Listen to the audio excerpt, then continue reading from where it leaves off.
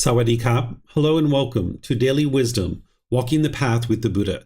Today is our Pali Canon and English study group, and we're studying the words of the Buddha. We're actually starting a new book today. It's volume 12 of the book series. It's titled Lowly Arts. This is a book that primarily has discourses for ordained practitioners, but there's plenty here in this book that a household practitioner will be able to learn from as well. So welcome to all of you, whether you're joining for the first time or you're joining regularly. The way that we do this program is I invite students in Zoom to be able to read a chapter from our book. Then afterwards, I will share some teachings on that. And then I'm going to open up to any and all questions that you guys might have related to the chapter that we have studied. This program is more like a study group versus other programs where it's more of a traditional style of learning where I teach for 10, 15, 20, 30 minutes and open up for questions and things of that nature. Instead, we do this more as a study group. So if you've read these chapters before class or you're planning to read them afterwards, you're going to get a lot more benefit out of a program like this, because what you have is you have the words of the Buddha, then you have a reference which takes you back to the original source teachings in the Pali Canon, and then you're typically going to have some words from me that are going to help you. Here is just a sentence, but you can see in some of these others, I spend a lot more time helping you to be able to understand how a particular teaching is maybe connected to other parts of the teachings of the Buddha. And that way you can connect all these teachings and be able to more readily practice them and experience the results of the enlightened mind. Because you wouldn't be able to just meditate your way to enlightenment. You're going to need to be able to learn, reflect, and practice a whole host and a whole collection of teachings that you can't just meditate, that the Buddha taught many more things than just meditation. So this is our first chapter in volume 12, and I'm going to see if there's anybody in Zoom who would like to volunteer to read. All you need to do is electronically raise your hand and then unmute yourself and you'll be able to read. And when we get to the question period, for anybody who would like to ask questions, you can put that into Facebook, YouTube, or Zoom in the comment section, or in Zoom, you can electronically raise your hand, unmute your microphone, and ask any questions that way. So is there someone who would like to volunteer to read this first one?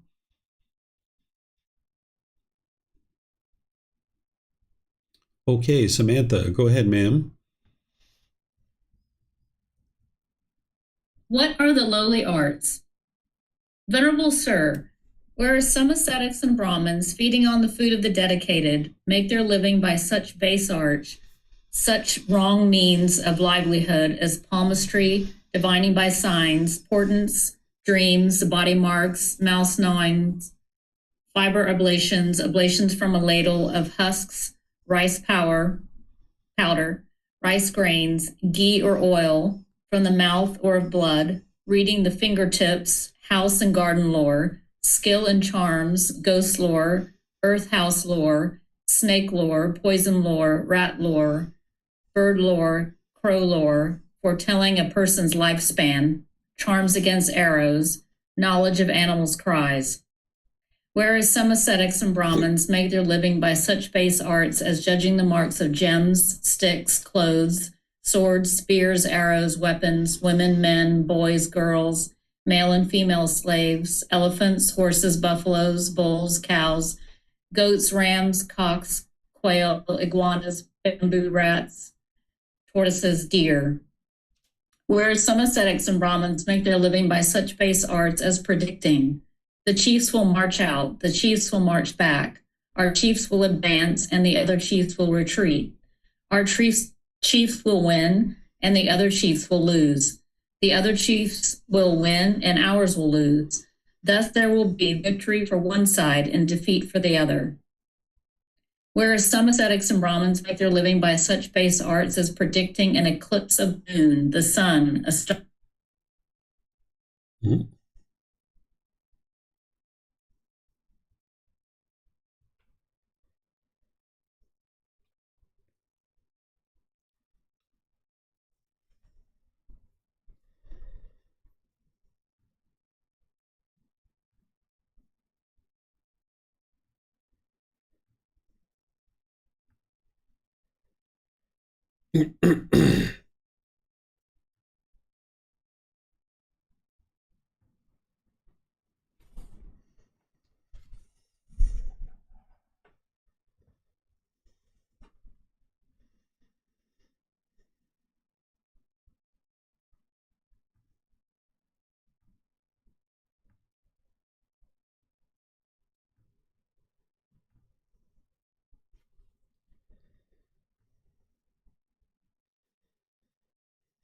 going to keep on. Oh, here he comes, I think.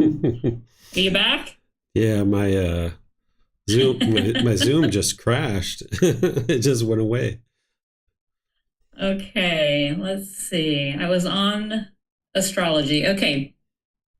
Whereas some ascetics and Brahmins make their living by such base arts as predicting an eclipse of the moon, the sun, a star, that the sun and moon will go on their proper course, will go astray, that a star will go on its proper course, will go astray, that there will be a shower of meteors, a blaze in the sky, an earthquake, thunder, a rising, setting, darkening, brightening of the moon, the sun, the stars, and such will be the outcome of these things. Whereas some ascetics and Brahmins make their living by such base arts as predicting good or bad rainfall, a good or bad harvest, security, danger, disease, health, or accounting, computing, calculating, poetic composition, philosophizing. Whereas some ascetics and Brahmins make their living by such base arts as arranging the giving and taking in marriage, arrangements and divorces, declaring the time for saving and spending, bringing good or bad luck, procuring abortions, using spells to bind the tongue, binding the jaw, making the hands jerk, causing deafness, getting answers with a mirror, a girl medium, a heavenly being, worshiping the sun or great Brahma, breathing fire, invoking the goddess of luck. Whereas some ascetics and Brahmins, feeding on the food of the dedicated, make their living by such base arts, such wrong means of livelihood as appeasing the heavenly beings and redeeming vows to them, making earth house spells, causing virility or impotence, preparing and consecrating building sites, giving ritual rinsings and bathings, making sacrifices, giving emetics, purges, expectorants, and phlegmagogues, giving ear, eye, nose medicine, ointments and counter ointments, eye surgery, podiatry, using balms to counter the side effects of previous remedies. Okay, thank you, Samantha. So here the Buddha is getting ready to move into additional aspects of this discourse where he talks about how he doesn't practice these things, and that in order to be an ordained practitioner who's perfected in morality, they wouldn't practice these things either. Because remember, what the ordained practitioners are doing is they're living off of donations. That's what the Buddha is saying here by feeding off the food of the dedicated. They're living off of donations from household practitioners. And now, as those individuals are providing them offerings of food, clothing, shelter, and medical care, what the Buddha was guiding his closest students to do is to develop their wisdom about the path to enlightenment, dedicating their time, effort, and energy towards developing their own wisdom to get as close to enlightenment or as enlightened as possible. And then the way that they then provide support back to the household practitioners is by providing them wisdom that's going to be able to help them progress in their journey to enlightenment. So if an individual was living off of the food of the dedicated, meaning they were accepting donations, but they were practicing any of these things that the Buddha is talking about, the Buddha refers to this as a wrong means of livelihood. Because essentially it's like they're receiving all these donations from the public, but over here on the side, they're doing all these activities in order to make money. And all these things are actually promoting, in most cases, wrong view, which right view would be to understand the Four Noble Truths and that it's your own mind that's causing these discontent feelings, that it's craving, desire, attachment that's producing those. And as part of right view is to understand the natural law of karma, of cause and effect. And that everything that you experience in your day-to-day life is based on decisions that you're making. And then that's going to produce either wholesome or unwholesome results based on whether your decisions are wise or unwise. Where many of these things are rites and rituals and ceremonies and worship and prayer and things like that. So if somebody was living off the food of the dedicated, supposed to be getting to enlightenment, but yet they're over here making money off of something that is promoting wrong view and is completely opposite of the path to enlightenment and helping people to awaken to the wisdom of the natural law of karma, they're actually doing things that are harmful to the community. The Buddha talked about this mutual support between the ordained practitioners and the household practitioners. But here, what he's describing is a way that this would not be working well, is that if aesthetics or people who were interested in helping people to improve their life were to do these types of things, it's actually replicating and propagating in the world wrong view, because now people are thinking that it's these things that they need to be doing in order to be able to make their way to an improvement in their life. Now, some of these things are things that household practitioners would do, and it would still be right livelihood. Like, for example, down here, we start hearing the Buddha talking about surgery and things of that nature, like medical fields. So as a household practitioner, if they were doing some of these things, this would still be a right livelihood. But as an ordained practitioner, the Buddha taught to give up your worldly life and enter into a life where you're dedicated to helping people get to enlightenment. Because if I was sharing these teachings with you guys, but I had a business over here on the side, well, when you guys call me for help or you need help, I'd be like, oh, I can't help you right now. I'm trying to make this money over here in order to support my family and to support myself. I wouldn't be able to really support a community in making their way to enlightenment. So by choosing to let go of all of that worldly life and fully dedicate my life to helping students, now you're practicing what the Buddha taught, is that you're now able to practice in such a way that you cultivate wisdom and then share that wisdom with others. So as you go through this is directed towards the ordained practitioners, but there's some things in here that household practitioners would actually do, and it would still be a right livelihood. Like right here, like accounting, computing, calculating, poetic composition, and philosophizing. There's no harm in doing that as a household practitioner, because you're not living off of the food of the dedicated, right? Or predicting good or bad rainfall, right? This is what a meteorologist would do, right? That's normal, right? But as a ordained practitioner, living off the food of the dedicated, receiving donations, and then you're doing this thing on the side, it's taking you away from what the Buddha actually guided practitioners to be able to do, which is get to enlightenment as an ordained practitioner or as close to it as possible, and then help others to be able to make their way to enlightenment. So here in this first chapter, it's just explaining what are the lowly arts. These are the lowly arts. This is kind of a low form of practicing some type of livelihood, particularly for an ordained practitioner. Whereas for a household practitioner, it could be much different depending on which ones they are. And you guys are welcome to ask if you see any that you're not clear on, of whether it would be wise or unwise for a household practitioner. You can let me know.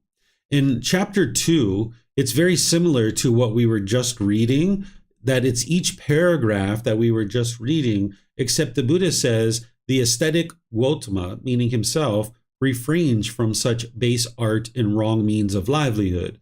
Thus, the worldling, meaning household practitioners, would praise the Tathagata.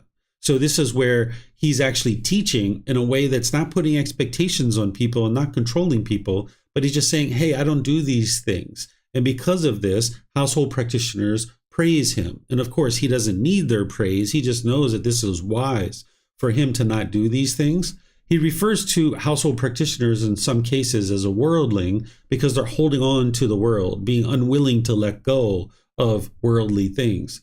So this, we're not going to necessarily need to read chapter 2 because it's the same thing that Samantha just read, with the addition at the end of each paragraph of the Buddha just saying, hey, I don't do these things. This is wrong livelihood. And because of that, household practitioners praise me. Then it's the same thing with chapter 3, that when we get down here, the Buddha is basically saying the same thing, which is those same paragraphs that Samantha just read, but he's saying a monk refrains from such base arts and wrong means of livelihood. Thus, he is perfected in morality, right? Because again, if an ordained practitioner is out there living on the food of the dedicated, receiving donations, but yet on the side, they have some kind of business or something like this, particularly if it's promoting wrong view, which some of these things do, many of them do, then you're not actually providing the support that the household practitioners need to be able to get to enlightenment. So I'm going to stop here and see if you guys have any questions on chapter 1, 2, or 3. We can talk about them. That way we don't have to read all of them because it's just a slight difference from one to the other. So if you have questions, you can put that into Facebook, YouTube, or Zoom, or you can raise your hand in Zoom and ask any questions that you like.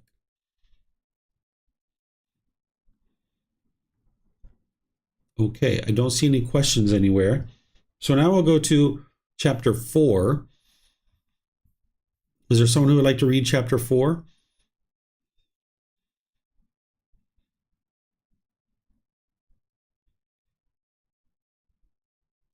Okay, Vibhav.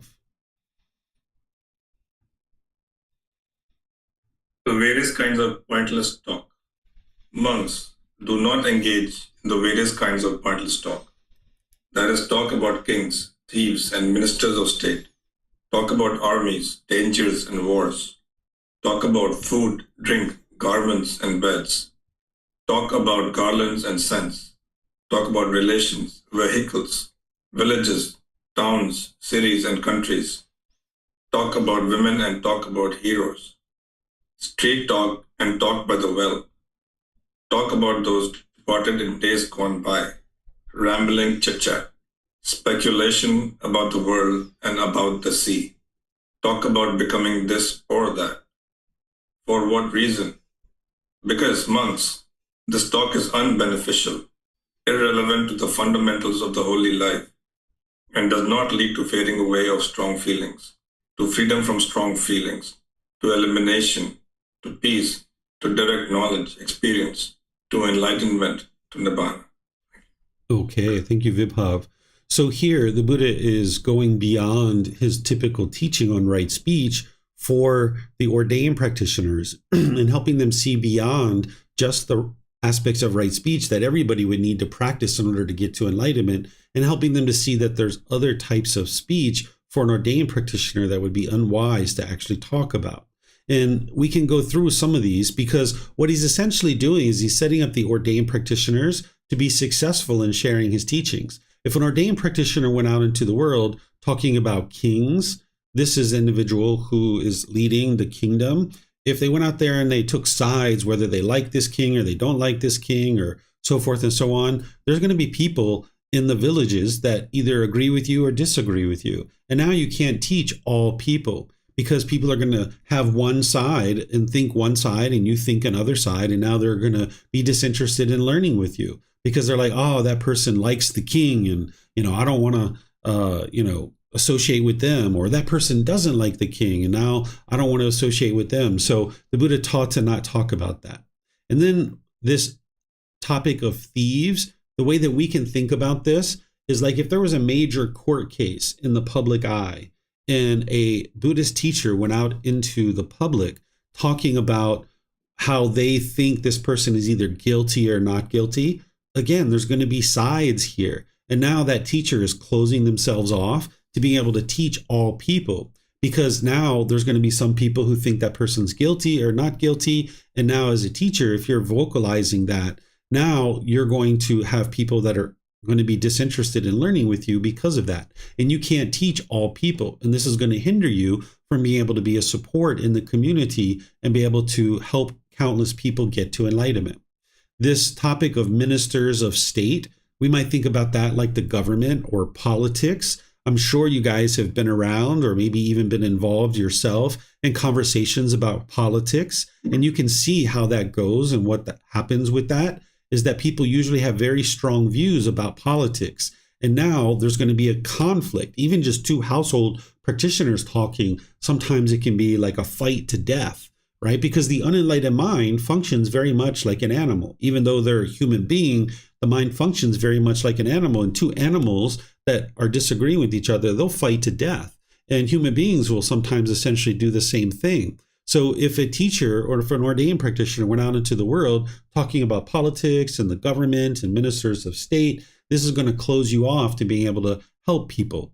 And you might actually, as a household practitioner, even think that it's unwise to talk about politics with people, because your opinions and views about politics and the government doesn't mean that other people need to agree with those. Sometimes in the unenlightened state, someone might want to go out into the world and get everyone to agree with you about what it is that you think about the government or politics or some key issue that the government is facing. But everybody's got their own opinions, and they're going to form their own opinions in certain ways. And if you're putting yourself in a position where you're trying to convince other people of your opinions, you're going to meet with conflict and disagreement. And when the unenlightened mind is experiencing painful feelings, those people with a lack of wisdom of the Four Noble Truths don't realize that their painful feelings are coming from their own mind. And now they're either going to try to push you away with aversion. You're going to lose a friend or family member that is maybe a otherwise helpful relationship and beneficial relationship. they're either going to be bitter, harsh, and hostile to you, or they're going to start putting their expectations on you and try to force you and pressure you to agree with them.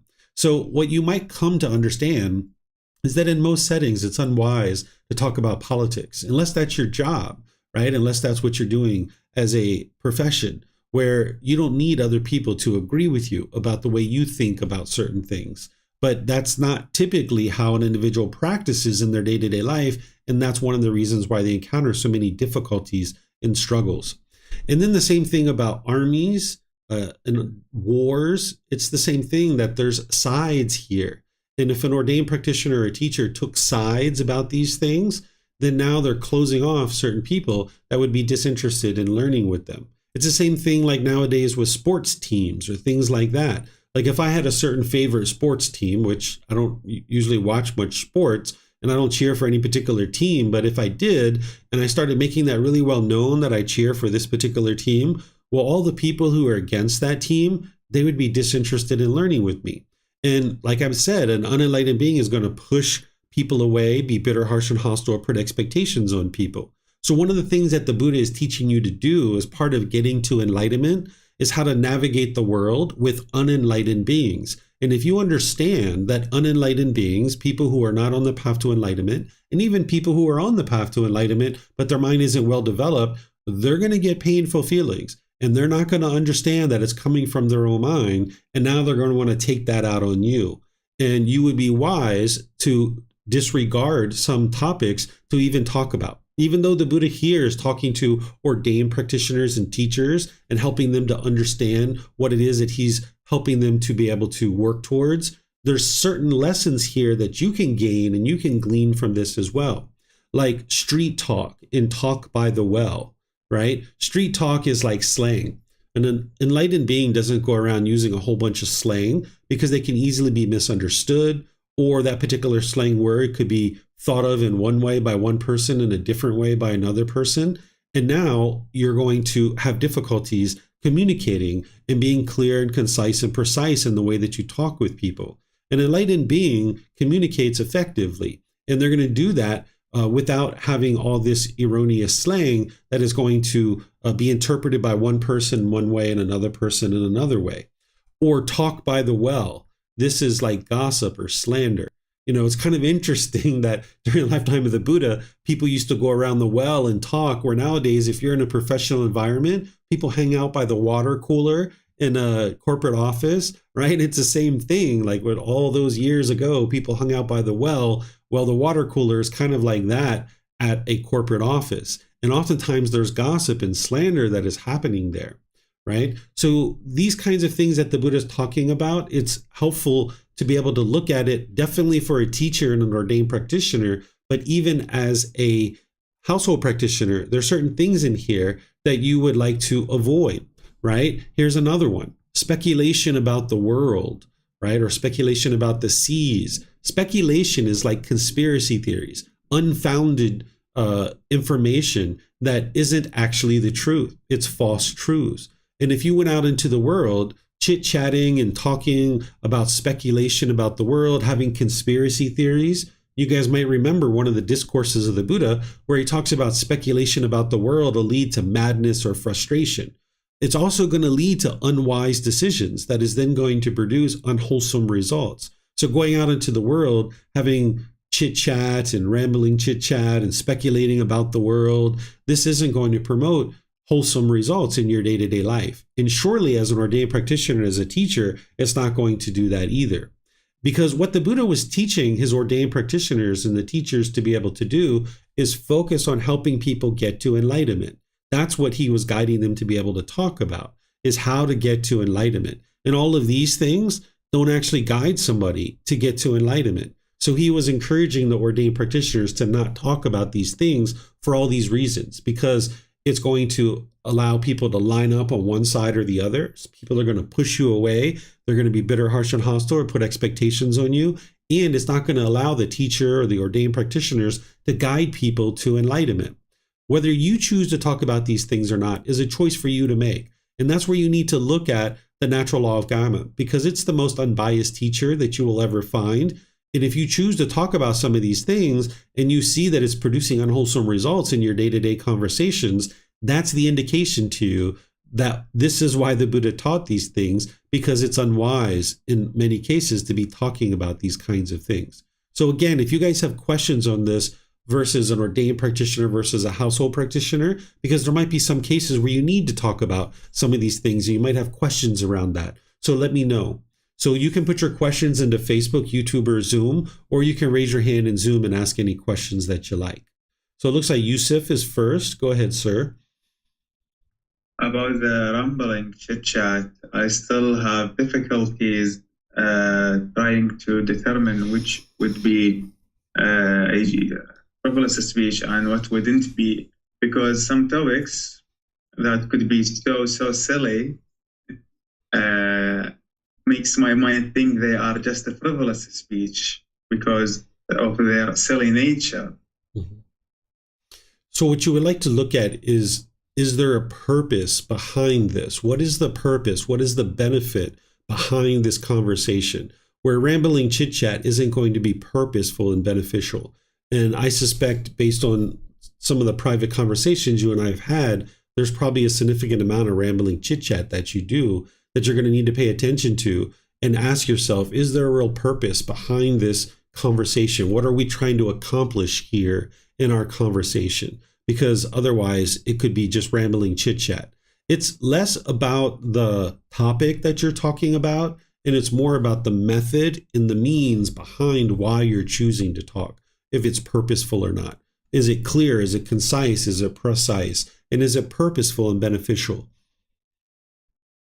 Okay, so about the reason behind it, that silly talk that I might consider to use is to us, like me and the other individual, to just have fun. This silly, funny topics, to have fun with each other. Would that be like a meaningful? Yeah, you can do those kinds of things, but you remember you would like to do it from the middle way. You know, if you're on the phone with the same person for 2 or 3 hours a day, having all those same kind of conversations over and over and over again, this is indulging in that and it's being excessive. Whereas if you never had any conversations that were just fun and, you know, relaxed and enjoyable, then your mind's on the opposite side. So there's a middle way here that you need to be able to strike up, where you're not doing this indulgence in 2 or 3 hours of conversations every day, just rambling chit chat about the same old thing and the same old jokey stuff, where you're not having really any purpose behind what it is that you guys are talking about. Okay, thank you. All right. Looks like Samantha has a question. Go ahead, ma'am. Thank you, Teacher David. I just wondered if you personally have any peers that you would feel comfortable talking to about these different situations, or how you would determine whether someone would be open to talking to you about them. I guess probably you would need to have a fairly good sense that they have a well-developed practice and mind, or would you just, as a rule, kind of sidestep talking about any of this?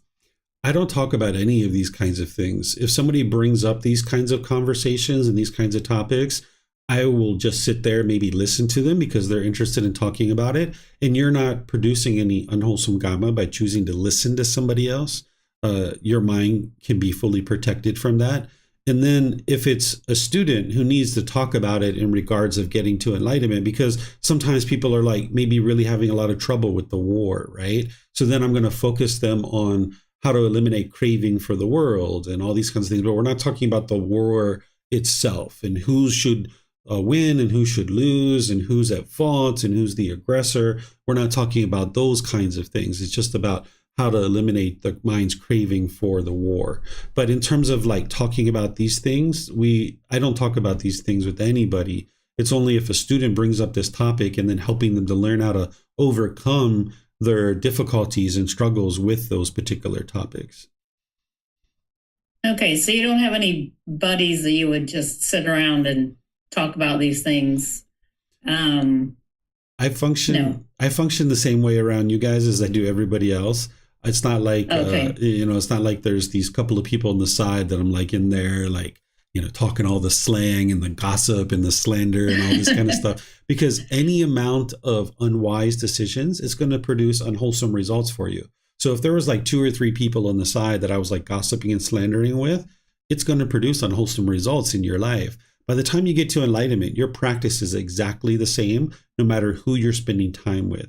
You're exactly the same. And that's one of the reasons why your mind is so at ease and so peaceful and joyful, because you're not functioning in one way with one group of people and another way with another group of people. You're just always practicing exactly the same wherever you are and whoever you're with. And that's where your mind can just be at ease, because you don't have to consciously figure out who am I with and how do I need to function and where is this person from, and I don't want to talk bad about their country because it's going to offend them or what have you. You need to be able to get to the point where when you're practicing these natural laws, it's effortless and you're just practicing them the same no matter where you are and what you're doing, no matter what environment you're in or no matter who you're with. It's always the same. Okay. Well, some of these topics are not really, talking about food or drink or garments, like some of these things I feel like would not probably be frivolous or necessarily upset people. But I can see where, you just kind of avoid it altogether. I feel like you and I could sit down and have a conversation about food and drink and vehicles and towns we've lived in, and that would be okay. Yeah. Or not. Yeah, it's more like if I were to sit down with you and like, Samantha, oh my goodness, I went to this restaurant and it was so amazing. You've just got to go over there and have this chocolate cake that they've got. Like, this is like a rising craving potentially in your mind if you're not attentive to your mind, right? And we're not using the time to do what you would really be most interested in, which is getting to enlightenment. We're using our time to talk about this food and drink. So there's no harm in you and me talking about food and drink. Like I mention to people sometimes if they're like, hey, where did you go for lunch? I was like, oh, I went over there. They have some really good fried bananas. And they're like, oh, really? Where is it at? I was like, oh, down the street, turn right. And then you'll see the guy on the left. He's really good at frying up bananas, right? So there's no harm in doing that kind of thing. But if I was to sit there and just go on and on about this and take up the time that we would otherwise be spending to help you get to enlightenment, that's where it becomes unbeneficial. Okay, I understand that. Thank you very much. Yeah, and I just would like to add one piece. I think you already understand this, is that this is really geared towards teachers and ordained practitioners, because the Buddha encouraged those types of people to focus on helping people get to enlightenment. Whereas if like you and your friends sat around talking about some of these things, there's no harm in you talking about these topics with your friends. But your role isn't to help them get to enlightenment. You guys are just having chat about, restaurants you've been to or recipes you're going to make and things of that nature. So there's going to be certain discourses in this book where it's for the ordained practitioners, but there's certain pieces of it that you can extrapolate for your household life. But there's certain pieces of it that don't really translate into household life. Okay, I think that answered the question right there. Thank you. You're welcome. All right, Vibhav, go ahead, sir.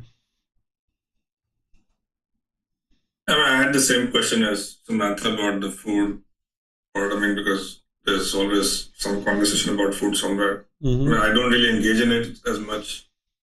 Like what you described, people saying that, like, oh my God, how great this restaurant is, you have to go try this and that. But there are conversation about, people asking for, like, what's a good Indian restaurant to go to?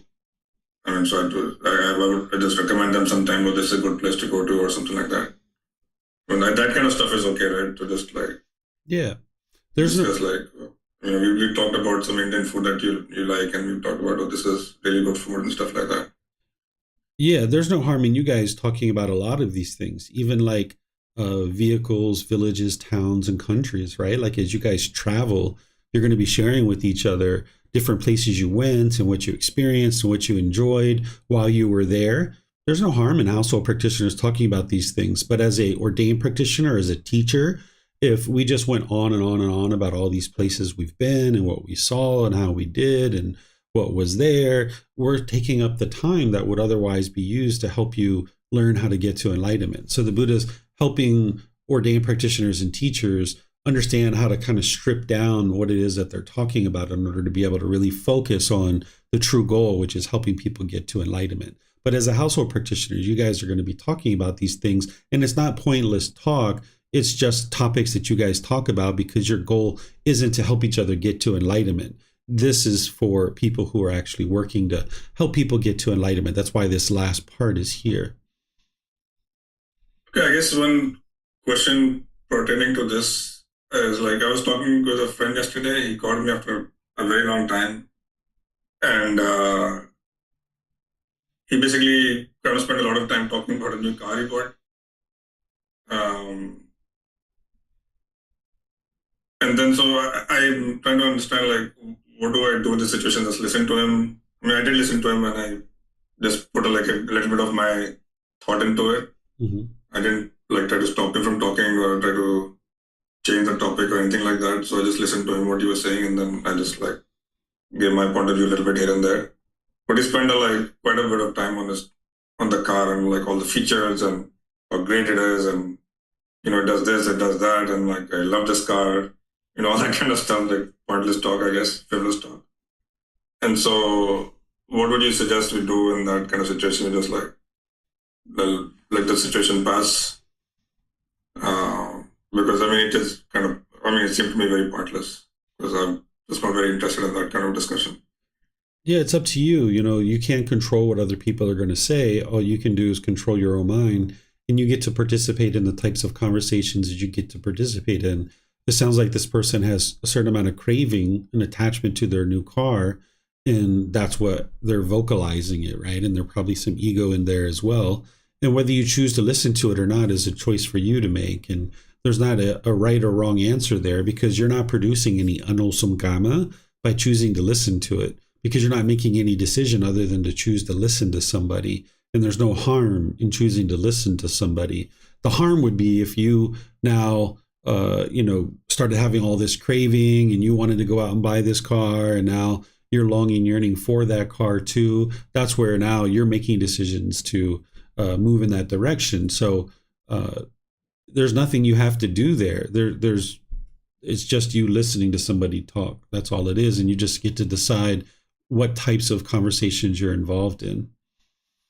There was a lot of conversation about like a lot of the stuff in this talk, in this discourse. Like he was going on about he hated this California, right? Mm-hmm. He hated Texas, or he liked this place, or so there was a lot of this like pointless talk about what his cravings were about, or like his thought were about certain parts of the world or cities or towns or people. Like there was a lot of this pointless talk that he was my I know him for a very long time, so I don't mind listening to him. But I think it was like now the mind functions a little bit differently, and so a lot of this talk seemed very pointless to me.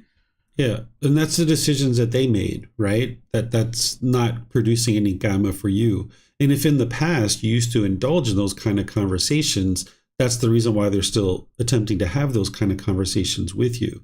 So over time, if they start to understand that you don't indulge in those kind of conversations, you might hear less and less of it. But you shouldn't think that just because they're choosing to talk about these things, that it's necessarily pointless. Because what the Buddha is saying here is these things are pointless because of this, right? Because he's guiding ordained practitioners and teachers to be able to focus on helping people get to enlightenment. It sounds like there was some frivolous speech there and some unwise speech, but that person's speech is producing karma for them, not for you. So whether you choose to listen to it or not comes down to a personal choice, and that's a decision for you to make in each situation. But you shouldn't think that just because someone's talking about some of these things, that it's pointless talk. So, for example, like ministers of state, if somebody was a political lobbyist and that was their profession, they're going to need to talk about these kinds of things in order to earn a living, because that's their livelihood, is to be a lobbyist as a politician, right? So it wouldn't be pointless talk for them to discuss ministers of state. And even if you were a politician, you might need to talk about armies, you might need to talk about wars, right? But as a person who's living off the food of the dedicated and helping people get to enlightenment, the Buddha is saying, for that reason, that's why these things are pointless talk. Okay, I guess I was saying this was pointless because he was expressing his like cravings for, or like in a certain direction, like either he hated them or he liked them in a way, in like a very extreme way. That's what I was saying was pointless, not because there was no real purpose behind that talk, right? It was not like, okay, maybe Californians could do something better, or they could learn the teachings or whatever, right? I mean, improve the economy somewhere, or they would like whatever. It's something like with more purpose. It was more like a personal opinion on why a certain state or class of people are he hates them or likes them, kind of thing. That was why I was saying that it seemed kind of pointless or frivolous speech. Yeah, as I shared, it sounds like there was frivolous speech. But what I was doing is I was cautioning you not to think that just because somebody was talking about these things, that it is frivolous speech. It's not these topics for a household practitioner that determines whether it's frivolous speech or not. It's the method that you're speaking. So it's not like the Buddha's giving household practitioners an approved list of topics and say, if you talk about these things, it's purposeful speech, and if you talk about these things, it's pointless. He's doing that for ordained practitioners and teachers, but not for household practitioners. Household practitioners, it's not based on the topic of whether it's frivolous speech or not. It's the method and the mode of how you're speaking. So it seems like this gentleman was speaking with frivolous speech, as I mentioned earlier, but I was cautioning you not to think that just because they were talking about these topics, that that's what makes it frivolous speech. Okay, thank you. Okay, let me see if we have anything else. I don't see anything else. So let's go to the next chapter. Is there someone who would like to read this? Oh, you know what? This is actually just like what we just read, except the Buddha is saying that he doesn't do this. Okay, so it's the same thing that we just read, but the Buddha is saying the aesthetic Gotama refrains from such conversation. Thus, the worldling would praise the Tathagata. Right? So this is a way for the Buddha to teach without saying, hey, you should do it this way, or you should do it that way. He's just basically giving a teaching of what he's actually practicing, so people know that, hey, I'm practicing this too. So I don't think we need to read this one. There's a little bit of a difference in the verbiage here, but you guys can sort through that, I'm pretty sure. And notice here he's saying distasteful conversation about kings, thieves, ministers of state, right? All right. So now this is the same thing with him saying that monks that are perfected in morality, they also refrain from these same types of things, right? So this is what he's saying here. So I don't think we have to read this one either, because here he even expands it further, where he says, what essentially an ordained practitioner would be wise to talk about is the Four Noble Truths, right? Because that's what's actually leading to enlightenment. And that's what he's guiding the individuals who are feeding off of the food of the dedicated to focus on teaching, not all this pointless talk. You have a question, Vipav? Yeah, I have a question on I guess practitioners, like even though we are household practitioners and we are making a path our way towards practicing morality and moral conduct and all these things more closely, would we also not try to be in the same, like closer to what Buddha thought that the ordained practitioners should practice itself. Not But a, is there like a fine line where, we have talked about a lot of the moral conduct and morality, like what we should be practicing on a day-to-day basis. So is there some point that you would cross that would, for us also would cross into not practicing morality in a close enough way, or moral conduct in a close enough way, that would then make you also not following the path? the moral conduct that the Buddha teaches in the Eightfold Path, in the connected teachings, that's what you need in order to get to enlightenment. These are deeper teachings for ordained practitioners and teachers to be able to understand how to perfect their morality so that they can be very successful in their livelihood, right? He's giving guidance about, hey, if you're interested in being this teacher that's going out into the world and teaching massive numbers of people and guiding them to enlightenment, you're going to need to refrain from this type of talk, because you're going to need to talk about things like the Four Noble Truths and all these other teachings. And if you take sides with governments and armies and wars and big criminal cases, you're not going to be able to teach everybody, and you're not going to be successful out there teaching. So this isn't about household practitioners at all. So you need to be able to see that the morality that he's talking about is different here between ordained practitioners and teachers versus household practitioners. It's solely because he's guiding them to be able to focus on sharing the teachings and making sure that they're able to do that in a way that they don't take sides, because then it's going to alienate a certain portion of the population of people that could potentially learn from them and gain benefit. Okay, so I guess just to rephrase what you're saying, so if a household practitioner decides to become a teacher, then they would need to practice these teachings in that way.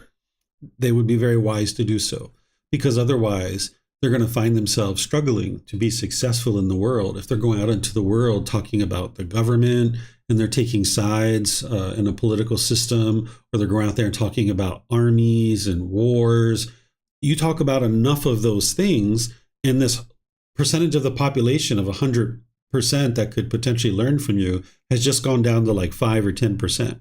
Because if you list out enough of the things that you're thinking as a teacher about all these different things, then eventually you're going to have a very few number of people that actually agree with you on all those things and are willing to learn from you. By the time you get to enlightenment, you're not going to have distasteful thoughts about any of these things. Whether it's a political system or a political party, you're not going to look at them in a negative and degrading way. But on your way to that, you're still going to have those types of thoughts and opinions and views. And if you're out there teaching, this can taint the student pool of people who would potentially learn from you.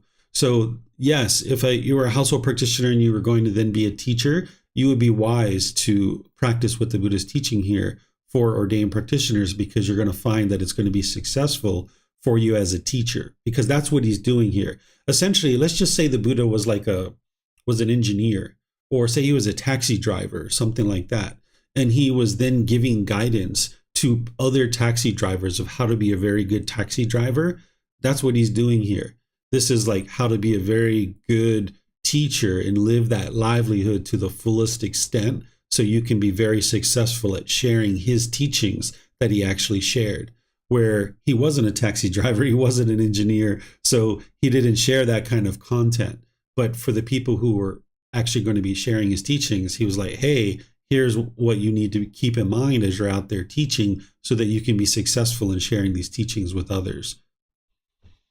Yeah, thank you. Yeah, and then I'll add just one thing, is that for those ordained practitioners, their livelihood and their ability to sustain their life through food, clothing, shelter, and medical care would be based on the support that their students are giving them.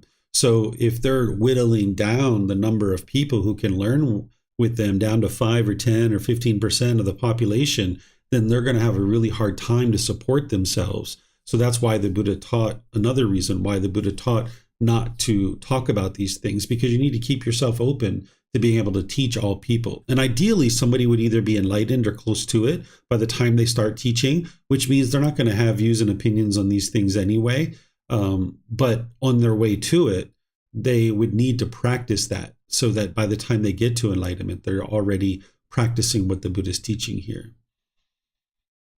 Okay, so it looks like Yusuf has a question. Go ahead, sir.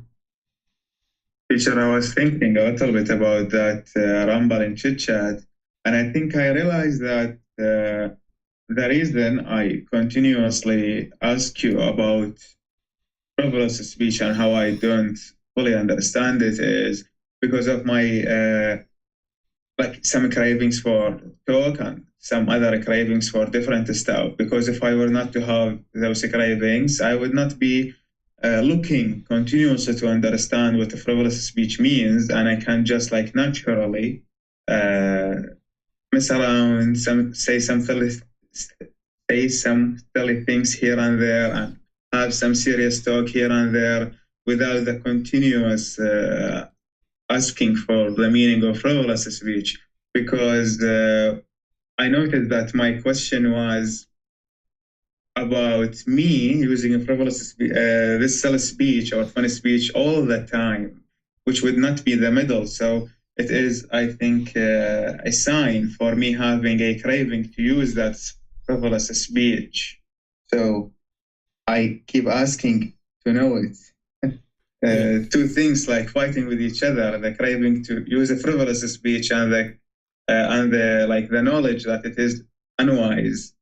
Yeah.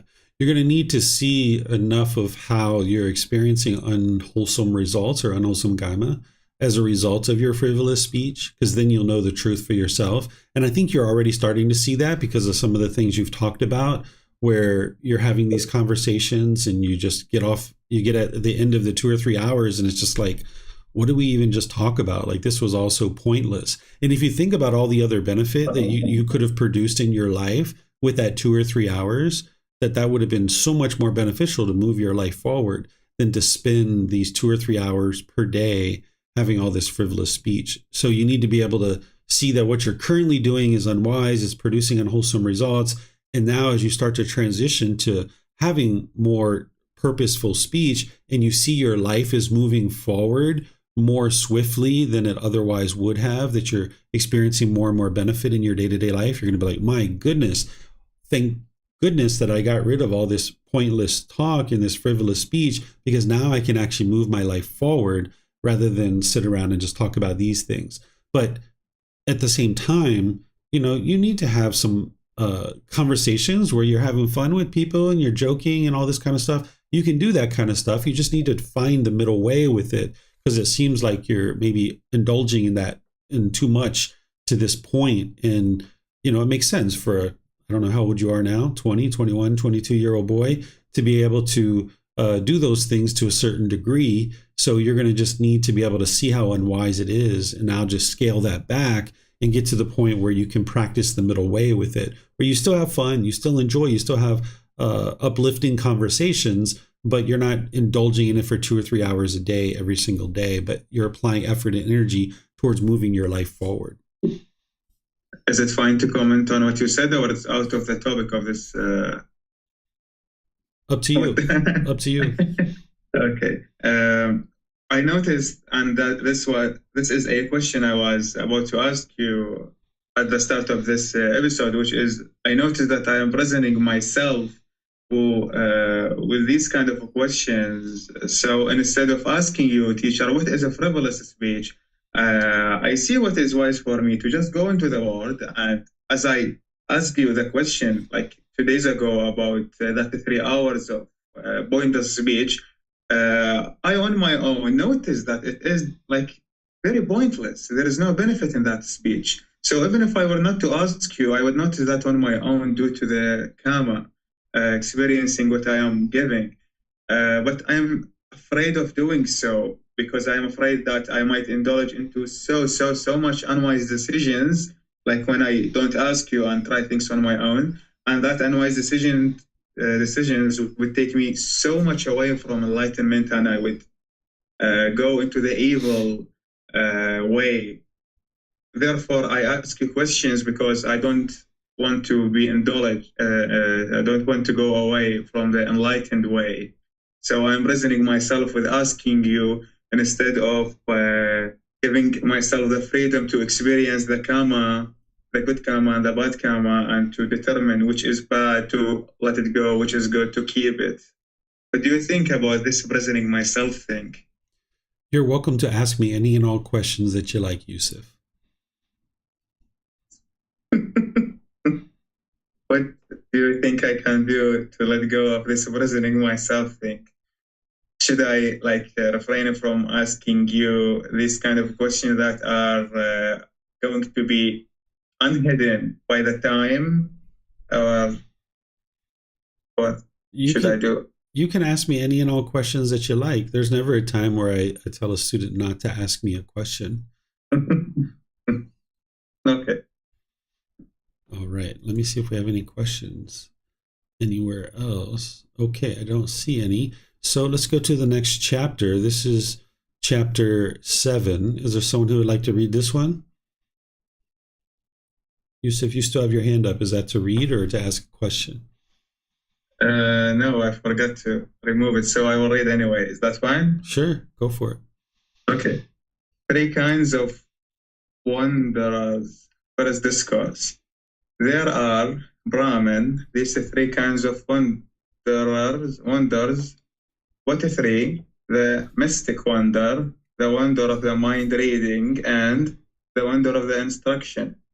And what Brahmin is the mystic wonder? Here, a monk yells the various kinds of mystic potency.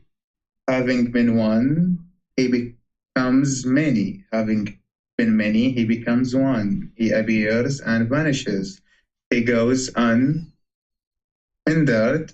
through a wall, through a protective barrier, through a mountain, as though through space.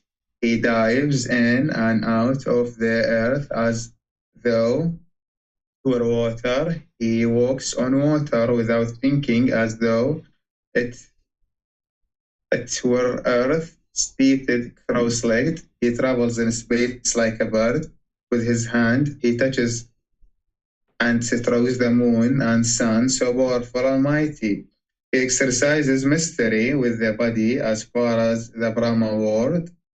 This is called the mystic wonder. And what Brahmin is the wonder of the mind reading. There is one who by means of some clue declares your thought is thus. Such is what you are thinking. Your mind is in such and such a state. And even if he makes many declarations, they are exactly so and not otherwise. Again, someone does not declare the state of mind on the basis of a clue, but he hears the sound of people, spirits, our deities speaking, and then declares, your thought is thus, such is what you are thinking, your mind is such and such a state. And even if he makes many declarations, they are exactly so and not otherwise. Again, someone does not declare the state of mind on the basis of a mark, or by hearing the sound of people, spirits, deities, speaking, but he hears the sound of the diffusion of thought as one is thinking and examining some matter, and then declares, your thought is thus, such is what you are thinking, your mind is such and such a state. And even if he makes many declarations, they are exactly so and not otherwise. Again, someone does not declare the state of mind on the basis of a mark, or by hearing the sound of people, spirits, or deities speaking, or by hearing the sound of the diffusion of thought as one is thinking and examining some matter, but with his own mind, he encompasses the mind of one who has attained concentration without thought and examination, and he understands this person's mental activities are so disposed that immediately afterward he will think this thought. And even if he makes many declarations, they are exactly so and not otherwise. This is called the wonder of the mind reading. And what Brahmin is the wonder of the instruction. Here, someone instructs others, thus, think in this way and not in that way. Attend to this and do not, and not to that. Abandon this and enter and dwell in that. This is called the wonder of instruction. Okay, thank you. Yusuf. So here, what you're going to see is the Buddha is describing these three things that an ordained practitioner, someone who's progressed on the path to enlightenment, might actually be experiencing. This first one, I've never actually seen. I don't know that this is true, but I don't know that it's false either. This, the Buddha is referring to as the mystic wonder. This is essentially like performing a miracle and be able to do these kinds of things. I've never witnessed this, so I can't really speak on it. But if people were doing that at one time, what you're going to be able to see from the words of the Buddha is that he says he doesn't do these kinds of things. Same thing with this mind reading, where you can actually read somebody's mind and then tell them what they're actually thinking.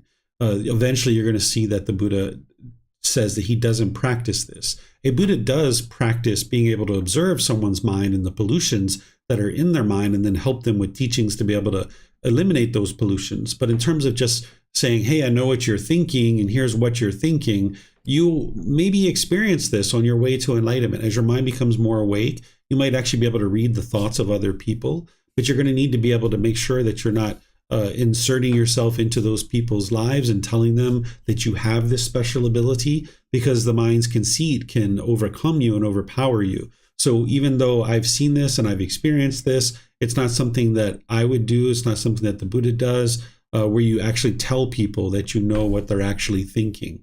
Instead, what you're going to see the Buddha talk about is this wonder of instruction. He considers it to be a real wonder, meaning almost like a miracle, even though it's not a miracle, it's just an ability that one has, is to be able to actually instruct people on the path to enlightenment.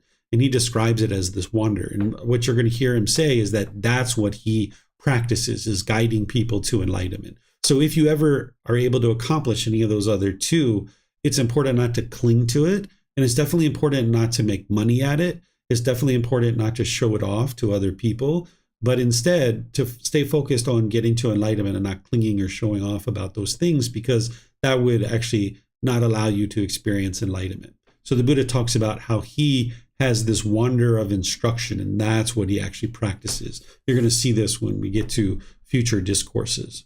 So let me know what questions you guys have here. Looks like Yusuf has a question. Those of you guys that are online, you can put that into Facebook, YouTube, or Zoom, or you can raise your hand in Zoom if you like. When you see how others think, how does it appear in your mind? It appears as your own thought, and you know that it's not your own thought, because if you have mindfulness, you know what your thoughts are and what they aren't. So when you come in contact with somebody else and you start having thoughts that are beyond what you typically think, then you know it's actually coming from the other person's mind. Do you have a light switch, like you can turn this on and off? And like when I am speaking to you, can you read my mind now? No, it just happens by itself. You don't turn it on and turn it off. It just happens automatically. And there was a period of time where this was going on for many months for me, and I didn't cling to it. And then that ability kind of diminished, where at one time it was very strong and very profound. So that's why as you're making your way towards enlightenment, if you notice this quality coming up, it can be really intriguing. It can be really interesting to know other people's thoughts without them telling you. But you need to be careful not to cling to it, because if you cling to that or you try to make money at it, then when it's gone, your mind is going to have difficulties during that period of time, and you're not going to be able to get to enlightenment if you cling to it. So this particular quality can come and go, and it's not something that you can really turn on. It either happens or it doesn't. Is it an evil quality? Like, I don't know, that being Mara gives it to you to take you away from the enlightenment? Like, why would it fade away when you let go of it? It's not an evil quality. It's just a quality that is impermanent, just like a lot of the things that you experience on the path to enlightenment, they are impermanent. So if you were to base your livelihood off of reading people's minds, let's just say you could do that for 5 years, 10 years, 15 years, and now you're making all this money from it. But then when it's gone and you're no longer able to do that, now you don't have any skills or abilities to make money any other way, because you've been doing this for so long that you didn't pay attention to your career and develop any kind of hard skills that you could actually market in the world. So the Buddha teaches you to not cling to this, because any kind of clinging to anything is going to produce discontentedness and hinder you from enlightenment. but he also teaches you not to make money from these kinds of things. And this is the reason why, because it can come and go. Okay. All right. Looks like Samantha has a question. Go ahead, ma'am. Thank you. Just as a follow-up to Yusef's question, is it actually reading someone's mind that you're able to do, or more interpreting, say, their actions and realizing perhaps what they're going through or what they're thinking just based on patterns? What the Buddha's talking about here is actually knowing somebody else's thoughts. That's what you can actually get to. But that's not the goal of the path. That's why you shouldn't set your sights on that. And you may or may not experience this in your journey to enlightenment, but some people do. So it's knowing people's thoughts. The other thing you're talking about looking at someone's actions and be able to know what they're going through, this is something separate. And then there's also being able to observe people's pollutions of their mind too. The more you understand your own pollutions and what those pollutions produce in terms of your moral conduct, when you see other people having similar moral conduct as what you once did, you'll know what fetter that's actually coming from. But again, you would be unwise to just kind of like step in and be like, hey, you've got this and you've got that. And, this isn't something you're interested in doing, but you'll know, like when you go to a cashier, for example, and they're being bitter and harsh and hostile and they're rushing around and talking aggressive with people, you'll know like, wow, this person has a lot of sensual desire and ill will, and you'll see their conceit, but you won't look down on them. You won't judge them. You just know what is true reality. That's part of what the Buddha says when he talks about how by the time you get to enlightenment, you understand true reality, that you can see things as they truly are. That, like, let's just say in the past, before you know this path, if you stepped up to a cashier and all of a sudden they started talking harsh and bitter and hostile to people around them, someone might feel guilty and shameful, like, wow, maybe my presence calls them to do this. Where if you understand true reality, you know that that's not the case, and you won't experience any guilt or anything like that in that situation, because you know that that person's mind is causing that itself. So you'll be able to see true reality that, yes, this person has a certain amount of sensual desire, ill will, or conceit, but it's not coming from you, and you can't stop it. You can't force them to do it any other way. And even if you could, you wouldn't be interested in doing that. So you start being able to see more and more true reality. You start to be able to see other people's minds, but that's separate than what he's talking about here. Here, he's just talking about knowing people's thoughts. Okay, thank you for the differentiation. You're welcome. Okay, let me see if we have anything anywhere else. Okay, it looks like Chris might have some questions. Go ahead, sir. Yeah, just reading through Mystic Wonder, it's making me wonder if it has, you did mention that it's not something that you've observed. I do wonder if there's some similarities with the second one, like around whether or not there's like a physical kind of like going through protective barriers or this and that, but if it's like the mind doing that instead, almost like if the thoughts of others might be coming up in one's mind, it could extend out to be other things as well, like aspects of like navigating through broader reality. What's your question here, Chris?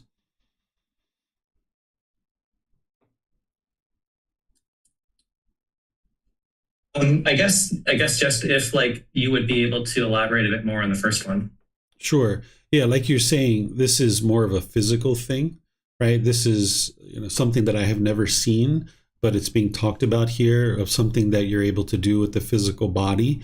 And you're going to see here, I think, in a moment or two, where the Buddha says that it's unwise to do these kinds of things, and that this isn't what would promote and produce wholesome results. But this is more of a physical thing.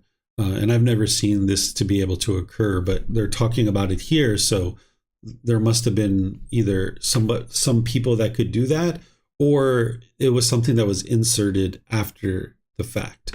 And, that is a potential too, that somebody modified the Pali Canon to be able to include this. But I have witnessed the other two.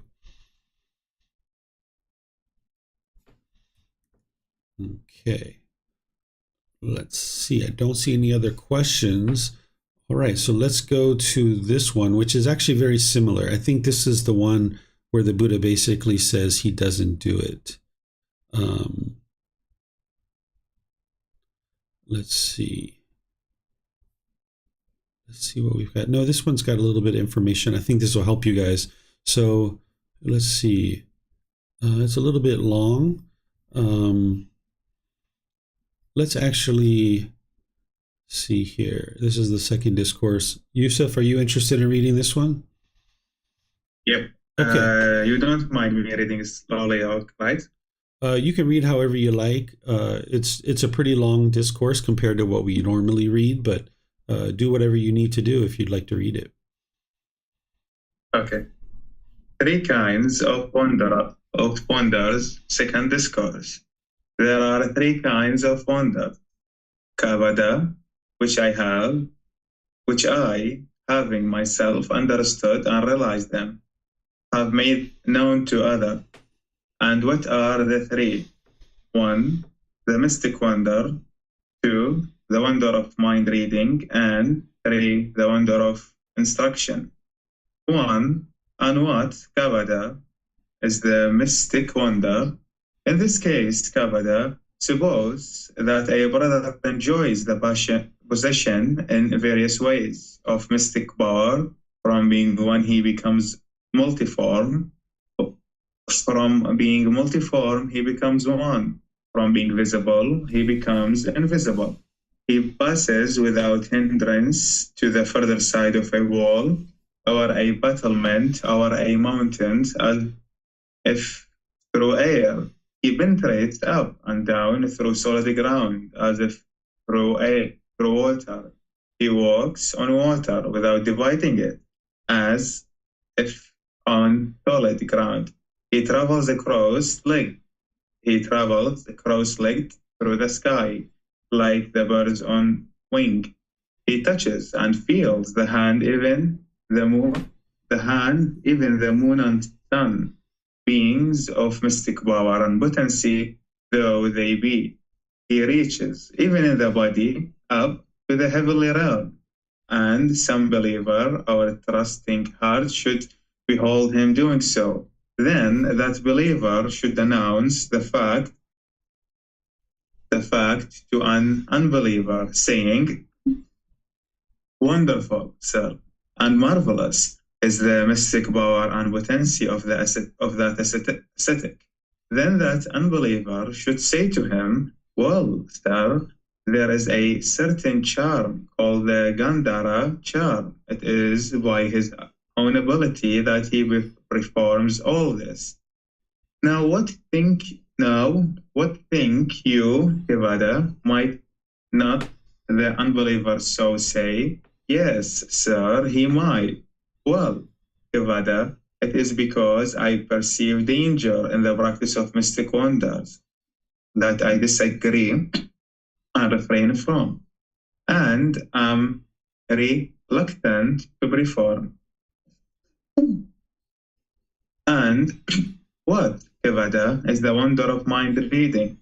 Suppose, in this case, Kavada, that a brother can make known the heart and the feelings, the reasoning and the thoughts of other beings, of other individuals, saying, "So and so is in your mind." Excuse me.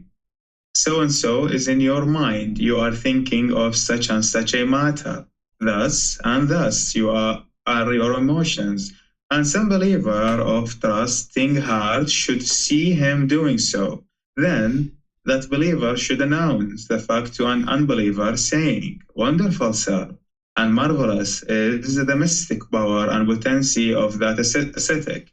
Then that unbeliever should say to him, "Well, sir, there is a charm called the jewel charm. It is by his own ability that he performs all this." Now, what think you, Kavada? Might not the unbeliever so say? "Yes, sir, he might." Well, Kavada, it is because I perceive danger in the practice of wonder of the mind reading that I disagree and refrain from, and am reluctant to perform. And what Kevada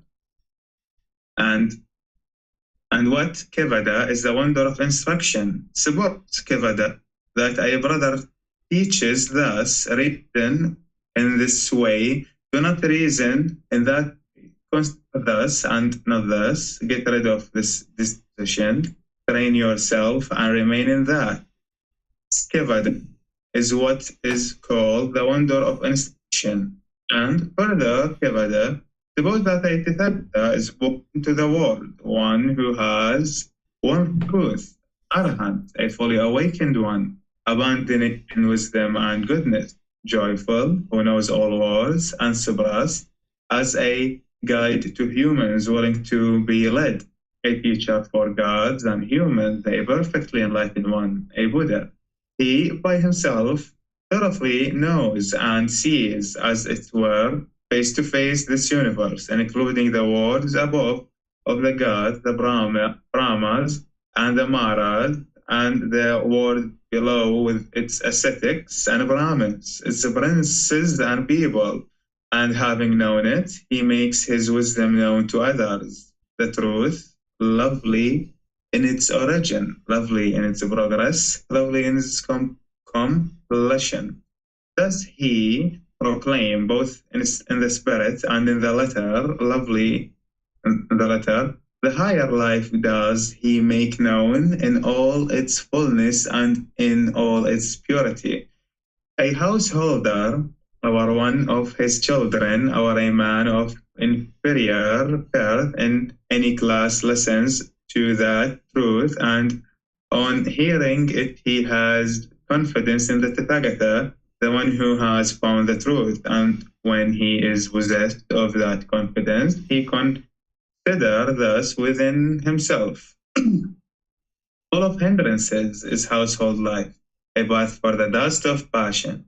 Free as the air is the life of him who has renounced all worldly things. How difficult is it for the man who dwells at home to live the higher life in all its fullness, in all its purity, in all its bright perfection. Let me then cut off my hair and beard, let me clothe myself in orange-colored robes, and let me go forth from the household life into the homeless life. Then, before long, renouncing his portion of wealth, be it great or small, leaving behind his circle of relatives, be they many or be they few, he cuts off his hair and beard, he clothes himself in orange-colored robes, and he goes forth from the household life into the homeless life. When he has thus become an ascetic, he lives self-restrained by that restraint that should be binding on an ascetic, uprightness in his delight, and he sees danger in the least of those things he should avoid. He adopts and trains himself in the precept. He encompasses himself with wholesome deeds in actions and speech. Pure are his means of livelihood. Wholesome is his conduct. Guarded the door of his senses. Mindful and self-possessed, he is altogether joyful. And how, Kevada, is this conduct wholesome? If you need a break, Yusuf, just let us know. No, unneeded, but I was thinking how long this sutta is. It's a long one. In this, Kevada, that the monk, putting away the killing of living beings, abandoning the destruction of life, the stick and the sword, he has laid aside, and reluctant to roughness and full of mercy, he resides compassionate and kind to all creatures that have life. Kevada, this is called the wonder of instruction. With his mind thus serene, made it pure, translucent, cultured, free from evil, flexible, ready to act, firm and imperturbable, unable to be upset or excited, calm, serene, he directs and bends down his mind to the wisdom of the destruction of the deadly fluids, He knows as it really is. This is disconnectedness. He knows as it really is. This is the cause of disconnectedness. This is the elimination of disconnectedness, and this is the path leading to the elimination of disconnectedness. He knows as they really are. These are the deadly fluid. He knows as it really is. This is the cause of the deadly fluid. He knows as it really is. This is the elimination of the deadly fluids. He knows as it really is. This is the path leading to the elimination of the deadly fluids to him. Thus, knowing, thus seeing, the mind is set free from the deadly poison of craving, is set free from the deadly poison of anger, and from the deadly poison of ignorance, and knowing of true reality. In him, thus set free, there arises the knowledge of his liberation, and he knows rebirth has been destroyed. The whole life has been fulfilled. What had to be done has been accomplished. After the present life, there will be no beyond. Just Kevada, as if in a mountain, past tense, there were a bowl of water, clear, translucent, and serene, and a man standing on the bank, and with eyes to see, should perceive the oysters and the shells, the gravel and the pebbles, and the shoals of fish as they move about or lie within it. He would know this bowl is clear, transparent, and serene, and there within it are the oysters and the shells, and the sand and gravel and the shoals of fish are moving about or lying still. This kevada is what is called the wonder of instruction. So these kevada are the three kinds of wonders I have understood and realized myself and made known to others. I don't think I will ever read anything this long again. Well, think about the Buddha. I couldn't bring it. Think about the Buddha teaching it, right? Like he recited this, right? Like he said it from his mind. So if you're having challenges reading it, think about how wise he was to be able to actually speak it, right? And then, teacher, I was thinking if I were to inhale some oxygen, I will cut all the oxygen in the world, and all of you will die because I was not able to breathe. Okay. And then also think about the people who remembered it and then documented it, right? This is like how you can see the depth of the wisdom of the Buddha. Okay, so here it's the same three wonders that we were talking about earlier, but what you're getting is some more detail here, where if somebody is performing this particular wonder, where someone is physically changing, and there's a person there who is aware of the path to enlightenment and they're practicing it, and then they see this person doing this mystic wonder, and then they go and talk to somebody else and they explain to them that, hey, this is what I saw happen, and this person isn't on the path and they're not learning the teachings. Then what the Buddha is saying is that person's going to attribute that mystic wonder to this charm, that, oh, it's because of this certain charm that person was able to do that. It had nothing to do with the training of the mind, right? And then the same thing if somebody is demonstrating and performing mind reading, that then this person goes off and tells somebody else, and then that person's like, oh, well, that occurred because of this jewel charm, right? And now this person doesn't actually get motivated to get on the path to enlightenment because they're attributing that ability that they gained through training their mind to something else that doesn't include the training of their mind. And that's why the Buddha says he doesn't do these things, that he says, yeah, I disagree and refrain from, and I'm reluctant to perform this, right? Because then this person who's in your presence that understands this, they understand it. But when they go and talk and explain it to someone else, that person doesn't understand it. They're going to attribute it to something else. And then they never take the opportunity to actually learn and grow and develop on the path. But if you're practicing the mystic wonder of instruction, now you're actually helping people to get to enlightenment. And that's what the Buddha actually teaches. Because now if you share a teaching with someone, and then they go and share that teaching with someone else, now they can get benefit from that, right? Where the other two, there was no benefit for that third person, right? So the Buddha is going through and explaining this to you in this particular way. And ultimately, what he talks about is eliminating craving, anger, and ignorance, and getting to the point where you understand the Four Noble Truths and these other things. So let me know what questions you guys have here on this chapter. You can put that into Facebook, YouTube, or in Zoom. Okay, I don't see any questions anywhere. So let's go to the next one. This is chapter 9, and it looks like Pat's going to read that one. Go ahead, sir. Thank you. The perfectly enlightened one prohibits monks from exhibiting a wonder of mystic power. The venerable Pindola, the Bharadvaja, shown his mystic power, having risen above the ground, having taken hold of that bowl of the great merchant of Rajagaha, was brought down by him, circled 3 times around Rajagaha.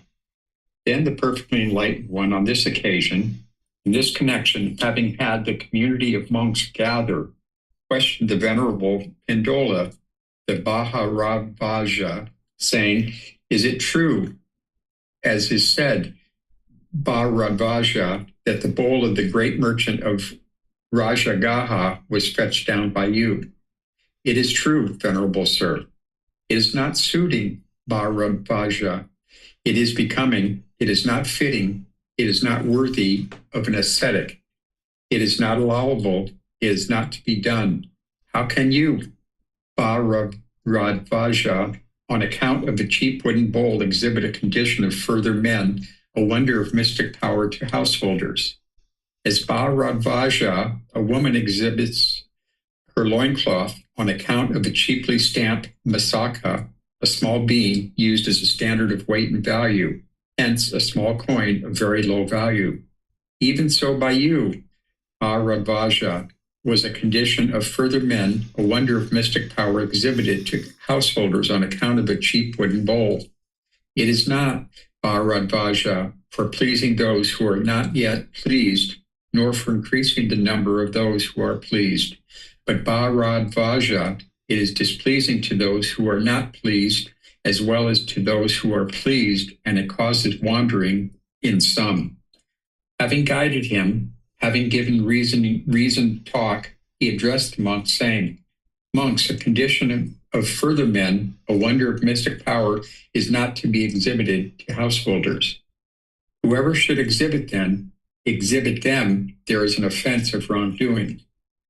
Break, monks, this wooden bowl, having reduced it to fragments, give them to monks as perfume to mix with ointment. And monks, a wooden bowl should not be used. Whoever should use one, there is an offense of wrongdoing." Thank you. Okay, thank you, Pat. So here the Buddha is just making it very clear that he's advising the ordained practitioners not to perform this mystic of wonder, right? This ability to, in this case, this individual apparently floated above the ground and got a bowl and brought it down. The Buddha is just basically saying that this can perpetuate, unwholesome karma, that people are going to look at that in a particular way. And now, oh my God, these people are doing all these mystical things, and I'm not interested in going to learn the true teachings that it takes to get to enlightenment. Of course, they're not going to be thinking that way. They're going to be thinking, I'm not going to go learn this black magic or this, this kind of thing, because I'm not interested in experiencing these types of things. So the Buddha taught his ordained practitioners that it would be unwise to do these things, that instead stay focused on sharing the teachings. That's what's actually going to lead to beneficial results for people getting to enlightenment, not showing off this wonder of mystic power. So let me know what questions you guys have here, if you have any at all. Okay, I don't see any questions anywhere. So now we'll go to the last chapter for today. Is someone would like to read this one?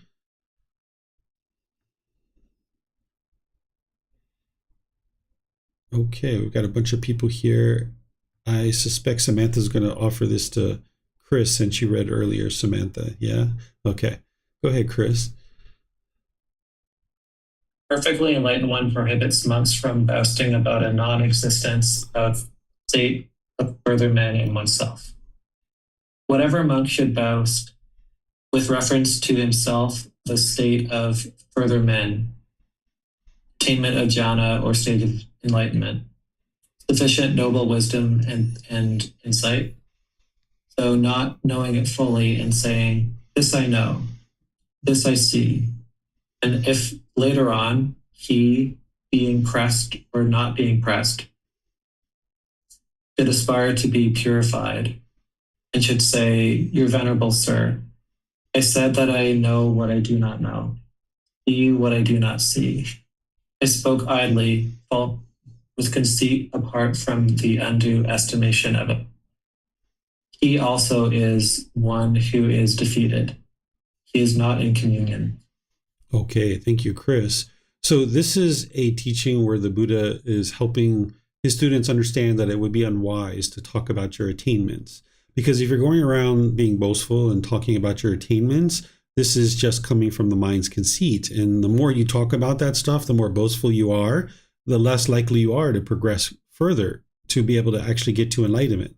Because you need to actually eliminate any kind of conceit and arrogance and boastfulness and pride where you're propping yourself up and poking your chest out. So going around saying, yeah, I'm in the second jhana, or I'm in this jhana, or I'm in the second stage of enlightenment, or the third stage of enlightenment, or some people even go around and brag that they're enlightened. And you know right away that that person's not enlightened. If they're going around bragging and boastful about being enlightened, then an enlightened being doesn't do that. Their mind is so peaceful and so joyful, they're not going around bragging and boasting to people that they're actually enlightened. So the Buddha taught people that it would be unwise to actually talk about your attainments. Now, there's the case where students might actually talk to their teacher, but in this situation, their intention behind that is to get help and to be able to discern whether they're in one jhana or the other, or whether they're in one particular stage of enlightenment or another, so that they can then focus on what it's going to take for them to continue to grow and develop. But in that case, they're not boasting. They're looking for information. They're seeking guidance. They're trying to understand what it takes to move forward on the path to enlightenment. So the Buddha taught people not to boast about what they actually are attaining as part of the path, because these teachings of the Buddha are very potent. They're very powerful when you learn them, the true teachings. I've actually met some people here in Thailand that thought that the teachings of the Buddha shouldn't be taught to certain groups of people. Right? And I don't agree with that. I think that the teachings of the Buddha should be taught to everybody and anybody who's interested in learning them. But sometimes people think that his teachings are so potent and so powerful that they shouldn't really be taught unreservedly. They think that they should reserve the teachings for certain individuals who are kind of prepared for learning them. Because as your mind is ascending more and more, you're going to start noticing you have the ability to read people's minds. You have wisdom far beyond what other people in the world have. You're experiencing certain qualities of mind that you never thought even possible. And sometimes people's conceit arises. You know, I've seen this where people have gotten into the jhanas or even into the first or maybe second stage of enlightenment, and their conceit is arising, right? So you've really got to pay attention to that as you're progressing on this path, that your mind's becoming more focused, more concentrated, more clear. And the very people who are helping you accomplish that, you might actually start having conceit and thinking that your mind is more enlightened than them, and you might actually push them aside. This is why the Buddha taught that teaching about residing like the newly arrived bride, right? Because the newly arrived bride, when she first shows up to her in-laws' house, she might be very kind and polite and warm and gentle. But then after living there for a period of time, she lets down all of her defenses, and now all of a sudden she's pushing her in-laws away and her brother-in-laws and sisters-in-laws, and feels like, what do you guys know, right? She's kind of like gotten too comfortable in this position. And this is not only going to happen with potentially a bride, but it can happen with a groom too, right? Well, the same thing can happen with a new student, that a student can be learning and growing and developing. They can be a year, 2 years, even 3 years into their development, experiencing all this improvement to the condition of their mind. And the very people that are helping them to be able to accomplish that, this person's conceit can arise and think, what do you know? Because they think that their mind is so awake, right? But in reality, it was those people that helped them, that teacher and that community that helped them to be able to get to that. And now by pushing them away, it's unfortunate because that person isn't going to be able to make any further progress on the path to enlightenment. So it's important to always reside humble. One of the things that I teach students is even when your mind is enlightened, don't convince yourself that the mind is actually enlightened. Just always and forever be going through life, being attentive to your mind, cultivating wisdom. And if at any point you see any discontentedness, stamp it out and apply the teachings of the Buddha to be able to do that. And of course, if you're having discontentedness, the mind's not yet enlightened. But even when it's 1 year, 2 years, 3 years that your mind isn't experiencing any discontentedness, there's plenty of wisdom to cultivate beyond the path to enlightenment. And just dedicate yourself to always cultivating wisdom. And that's going to help you to be able to progress forward in life. And never convincing yourself fully that the mind is actually enlightened, because then that's where the conceit can arise. And if conceit's arising, you're not actually enlightened. So let me know what questions you guys have here on this chapter. You can put that into Facebook, YouTube, or Zoom, or you can raise your hand in Zoom and ask any questions that you like. So it looks like Chris has a question. Go ahead, sir. Yeah, just a small question. The reference here to the Pali Canon is, I haven't seen it before. It's a bit unusual to me. Are you able to share a bit about where it came from? I don't have that off the top of my mind, but if you take this and put it into Google, it should come up. If you can't find it, just let me know and I'll find it for you.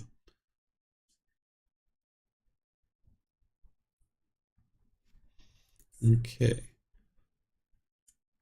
I don't see any other questions anywhere. All right, so what I'm going to do then is just end class here by thanking all of you guys for joining. I appreciate your interest in learning and growing and developing on the path.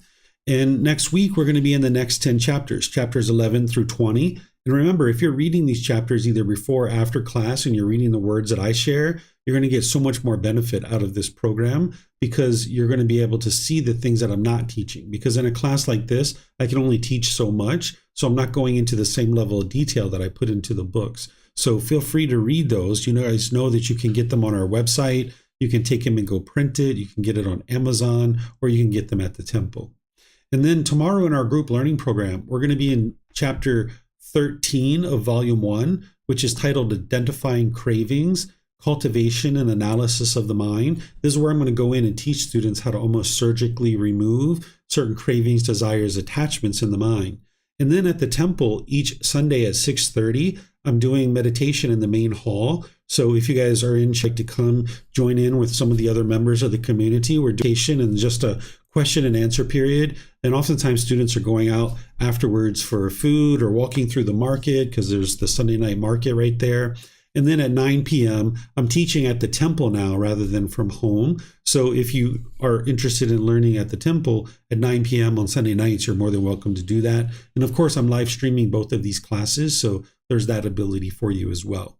And then on Wednesdays, I'm doing the meditation and then opening up to any and all questions at 9 a.m. and 9 p.m. So thank you all for joining. Thank you for your dedication to learning and growing. And as you need help, feel free to reach out. I'm here to help you. Take care and be well. Have a lovely and wonderful rest of your day. Sawadee ka.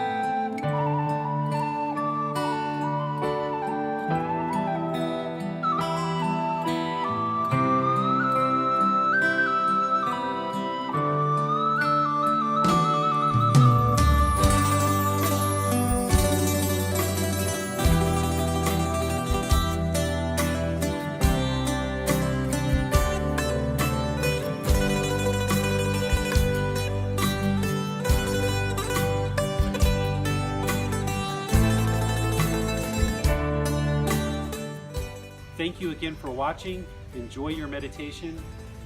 Look forward to seeing you online and answering any questions that you might have. Thank you so much.